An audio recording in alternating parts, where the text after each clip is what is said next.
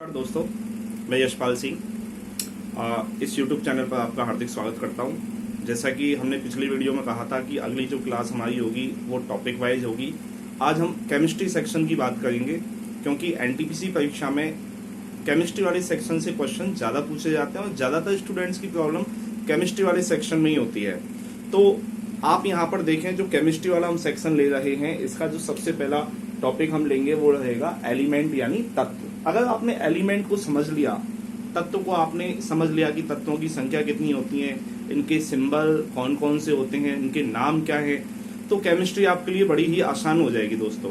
तो देखिए, हम स्टार्ट करने वाले हैं केमिस्ट्री, जिसे हम बोलते हैं रसायन विज्ञान।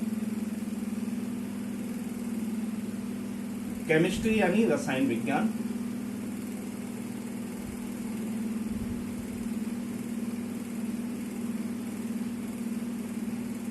रसायन विज्ञान। तो सबसे पहले क्वेश्चन तो यही होने वाला है कि इसके जनक यानी कि इस ब्रांच को बनाने वाले कौन है, फादर कौन है, who was the father of chemistry, रसायन विज्ञान के जनक कौन है। तो देखिए, इसके जनक, ये क्वेश्चन पूछा जा चुका है एनटीपीसी परीक्षा में। इसके जो फादर हैं, जनक है, इनका नाम है एंटोनी लेवोसियर। लेवोइजिए भी बोला जाता है, लेवोसियर, लेवोइजिए एक ही बात है। तो एंटोनी लेवोसियर फादर कहलाते हैं, जनक कहलाते हैं रसायन विज्ञान के। एंटोनी लेवोसियर ने हाइड्रोजन और इसके अलावा इन्होंने ऑक्सीजन नाम दिया। तो आपसे क्वेश्चन पूछा जाए कि हाइड्रोजन नाम किसने दिया, तो आप कहेंगे एंटोनी लेवोसियर ने। जबकि हाइड्रोजन की खोज किसने की थी, हेनरी कैवेंडिश ने। तो इसकी खोजकर्ता तो हेनरी कैवेंडिश है, जबकि हाइड्रोजन नाम देने वाले कौन है, एंटोनी लेवोसियर। जैसे बच्चे का जन्म होता है, लेकिन उसका नामकरण उसके घर के जो बड़े लोग होते हैं, दादाजी हैं, दादी जी हैं, बुआ जी हैं, इनमें से कोई भी कर सकता है। वैसे ही आप समझ सकते हैं कि हाइड्रोजन और ऑक्सीजन नाम दिया था एंटोनी लेवोसियर ने। एंटोनी लेवोसियर ने ही सबसे पहले इन्होंने तत्व, जिसे हम कहते हैं एलिमेंट, तत्व यानी एलिमेंट की परिभाषा दी। इसकी जो डेफिनेशन की बात करें हम, डेफिनेशन है इसकी परिभाषा, वो किसने दी थी, एंटोनी लेवोसियर ने। तो कुल मिलाकर के एंटोनी लेवोसियर से इतने क्वेश्चन बनते हैं, 4 से 5 क्वेश्चन, इसके अलावा कोई क्वेश्चन नहीं बनता। और इसी प्रकार से आपको चीजों को पढ़ना है, क्योंकि एग्जाम पॉइंट ऑफ व्यू से देखें तो इंपॉर्टेंट है ये। और यहाँ पर इससे क्या क्या क्वेश्चन बन सकते हैं ये हमने डिस्कस कर लिया। इसके अलावा कोई क्वेश्चन बनेगा ही नहीं। अब हम बात करते हैं, हमारा जो टॉपिक रहेगा वो रहेगा एलिमेंट यानी तत्व। तो आपको ये तो पता चल गया कि एलिमेंट यानी तत्व से जो साइंटिस्ट जुड़े हुए हैं वो कौन से हैं, एंटोनी लेवोसियर हैं। तो डेफिनेशन, इसकी परिभाषा या परिभाषित करने वाले इसे कौन है, एंटोनी लेवोसियर हैं। तो देखिए दोस्तों, इसे मैं मिटा देता हूं। अगला जो हमारा टॉपिक रहेगा वो रहेगा एलिमेंट यानी तत्व। तो देखें आप, एलिमेंट क्या होते हैं, तत्व क्या होते हैं।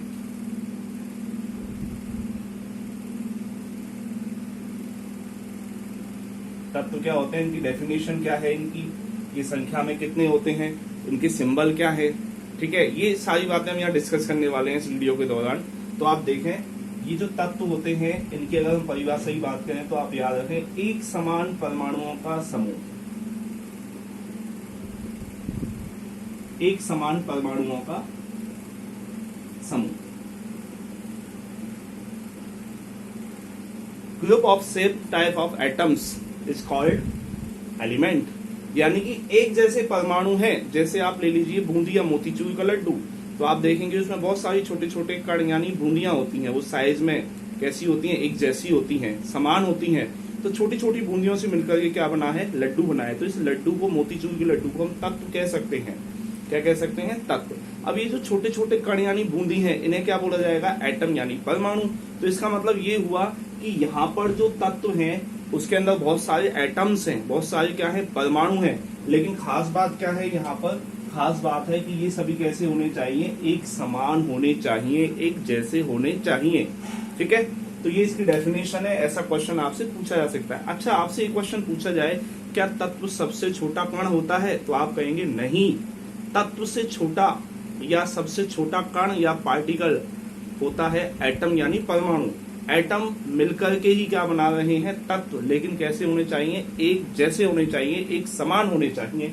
अब यहाँ एटम यानी एलिमेंट की अगर हम बात करें तो अब तक जो नॉन एलिमेंट्स हैं, ज्ञात जो तत्व हैं, वो कितने हैं? 118 हैं। हमें ये पता चल गया कि अब तक ज्ञात तत्वों की संख्या कितनी है? 118 है। और ये जो ज्ञात तत्व हैं, इनमें भी आप ध्यान रखेंगे, इनमें से कुछ तत्व तो कहलाती हैं धातु। धातु यानी हम कहते हैं मेटल। इसके अलावा कुछ तत्व कहलाते हैं इसमें उपधातु, जिसे हम कहते हैं मेटालॉइड या सब मेटल भी बोल दिया जाता है। और कुछ तत्व कहलाते हैं इसमें अधातु।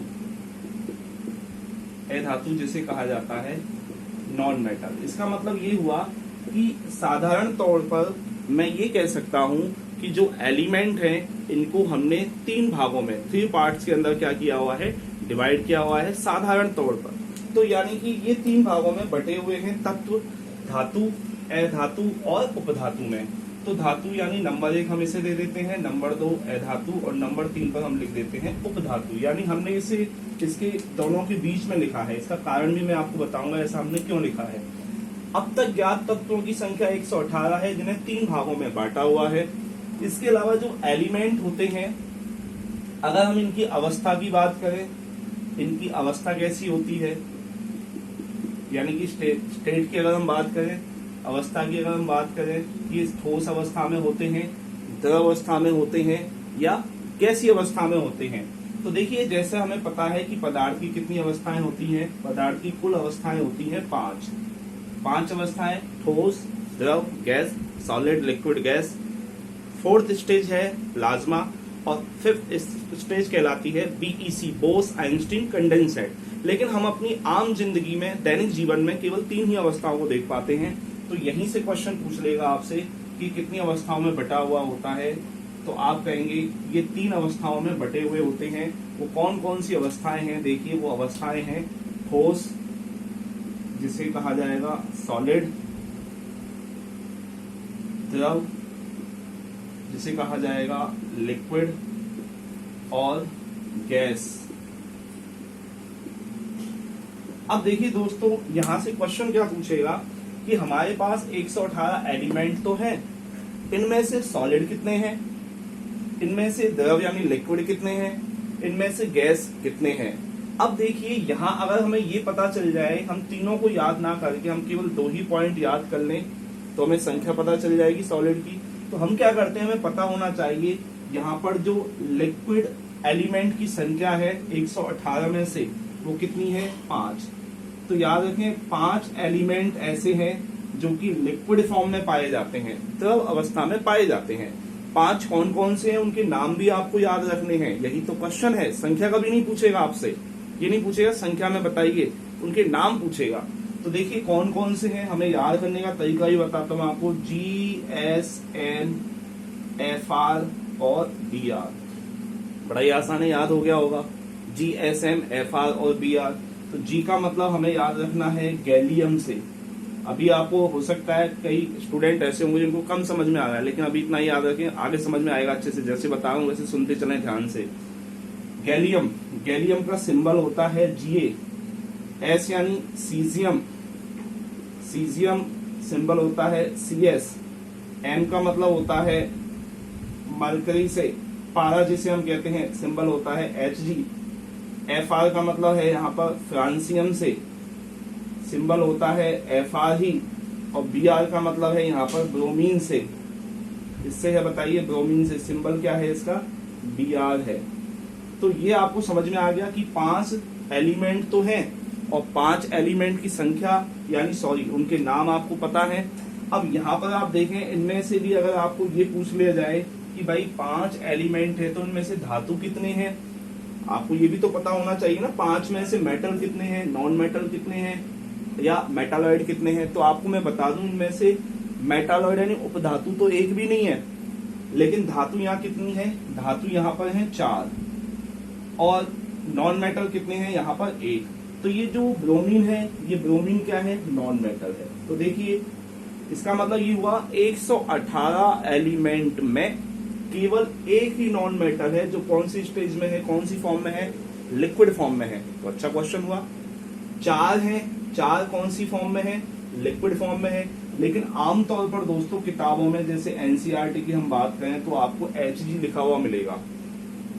हालांकि ये भी सही है, लेकिन आपको याद रखना है टोटल 5 एलिमेंट्स हैं। अगर Hg ऑप्शन में नहीं आए, मरकरी ऑप्शन में नहीं आए, तो फिर आप निशान किस पर लगाएंगे, तो आपका आंसर हो जाएगा सीजियम या गैलियम, जो भी ऑप्शन में हो।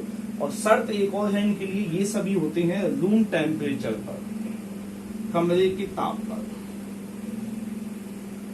ये शर्त है, कमरे के ताप पर है, ये सभी लिक्विड फॉर्म में। इसके अलावा देखिए अगर हम गैस की बात करें तो गैस के लिए हम देखें कितने ऐसे एलिमेंट हैं जो गैसियस स्टेट या फॉर्म में होते हैं। तो 11 एलिमेंट ऐसे हैं जो कि गैसीय अवस्था में पाए जाते हैं। तो 11 और 5 कितने हुए, 16। तो 118 में से 16 माइनस करते हैं तो बचे कितने, यहाँ पर 100 कितने बचे, 2 बचे। तो इसका मतलब यहाँ से तो क्वेश्चन आपसे पूछेगा नहीं कि सॉलिड कौन कौन से, क्योंकि संख्या में ज्यादा है। आपसे क्वेश्चन पूछेगा तो लिक्विड से या फिर गैस से क्वेश्चन पूछेगा। तो यहाँ पर आप देखें 11 हैं, कौन कौन से हैं 11। अभी स्पेस कम है, मैं इसे मिटा देता हूँ ऊपर का, आप स्क्रीनशॉट लेते रहें, इसे मैं मिटा देता हूँ। अब देखिए 11 जो एलिमेंट हैं जो कि कौन सी स्टेज में है, गैसियस स्टेज में है, वो कौन कौन से हैं, सॉरी स्टेट में है, कौन कौन से हैं उनकी हम बात करें तो देखिए जैसे आप जानते हैं, आप सभी ने हाइड्रोजन का नाम सुना है। आप कहते हैं कि हाइड्रोजन क्या है, हाइड्रोजन एक एलिमेंट है, लेकिन इसकी अवस्था कौन सी है, आप कहेंगे गैस अवस्था। सभी ने सुना है कि हाइड्रोजन गैस होती है। आपने ऑक्सीजन का नाम सुना है, तो ऑक्सीजन भी आप क्या कहते हैं, गैस कहते हैं। अपने आप आंसर आ रहा है। देखिए ऑक्सीजन हम जानते हैं तत्व है, लेकिन ये अवस्था कौन सी है इसकी, गैस। वैसे आप कहते हैं नाइट्रोजन, आजकल गाड़ियों के टायरों में भी भरी जाती है ये, तो ये भी क्या है बताइए, गैस है। आप कहते हैं फ्लोरीन, ये भी क्या है बताइए, ये भी गैस है, यानी इसकी अवस्था कौन सी है, गैसीय अवस्था। आप कहें Cl2 यानी क्लोरीन गैस, तो इसकी भी अवस्था कौन सी है बताइए, गैसीय अवस्था। इसकी भी कौन सी अवस्था है, गैसीय अवस्था है। तो देखिए टोटल कितने हुए, 5 हुए। अभी कितने और बचे हुए हैं, 6 एलिमेंट और बचे हुए हैं। कौन कौन से हैं, इसे भी मैं मिटा देता हूँ। देखिए 6 एलिमेंट कौन कौन से हैं, बाकी 5 के अलावा देखें आप, तो ये है, बड़ा ही आसान है, हेमा, नेहा और करीना, जीती, रहो। हेमा का मतलब यहां से लेना है आपको हीलियम, और हीलियम क्या है, गैस। एनी का मतलब यहां पर लेना है, नेहा का मतलब नियॉन से, ये भी क्या है, गैस। एआर का मतलब लेना है आर्गन से, ये भी क्या है, गैस। केआर का मतलब लेना है क्रिप्टॉन से, ये भी क्या है, गैस। एक्सी का मतलब लेना है जीनॉन से, ये भी क्या है, गैस। आरएन का मतलब लेना है रेडॉन से, ये भी क्या है बताइए, गैस। तो ये सभी आपको याद रखनी है, और याद करने की ट्रिक मैं आपको बता देता हूँ। ट्रिकी मेथड क्या है, हेमा, हेमा का मतलब है हीलियम से। नेहा, नेहा का मतलब है एन यानी नियोन से। और का मतलब आपको याद करना है आर्गन, यानी एआर से सिंबल एआर हो गया। क्रिप्टॉन यानी करीना या कटरीना भी आप याद कर सकते हैं। और जीटी, जीटी का मतलब एक्स ई से है। रहो का मतलब किससे है, रेडॉन से है। तो यहां तक आपको समझ में आ गया होगा कि तत्व क्या है, तत्वों को परिभाषित किसने किया। तत्वों को 3 भागों में बांटा हुआ है, धातु, अधातु और उपधातु में, मेटल, नॉन मेटल, मेटालॉइड में। और इनकी कितनी स्टेट होती हैं, 3 स्टेट यानी 3 अवस्थाएं होती हैं, सॉलिड, लिक्विड और गैस। लिक्विड कितने एलिमेंट्स हैं और गैस कितने एलिमेंट्स हैं, ये आपको अच्छे से समझ में आ गया होगा। अगली क्लास का जो वीडियो आएगा उसमें हम बात करेंगे कि जो एलिमेंट होते हैं, जो तत्व होते हैं, इनके सिंबल कौन सी भाषाओं के नामों में लिए गए हैं या कौन सी भाषाओं से लिए गए हैं, और ये जो सिंबल होते हैं इनको लिखने का तरीका क्या है।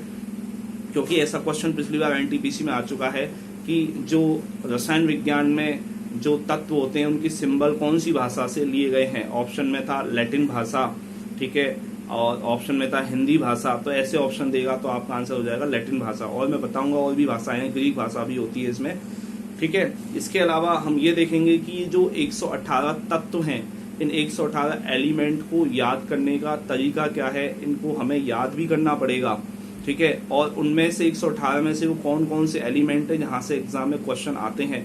तो अगले वीडियो बहुत ही महत्वपूर्ण होने वाले हैं। और लेकिन ये जरूर याद रखें, इस वीडियो को आप ज़्यादा से ज़्यादा लाइक करें, शेयर करें, ठीक है। और इस वीडियो को अगर आप देखेंगे तो अगला वीडियो भी आपको और अच्छे से समझ में आएगा। धन्यवाद।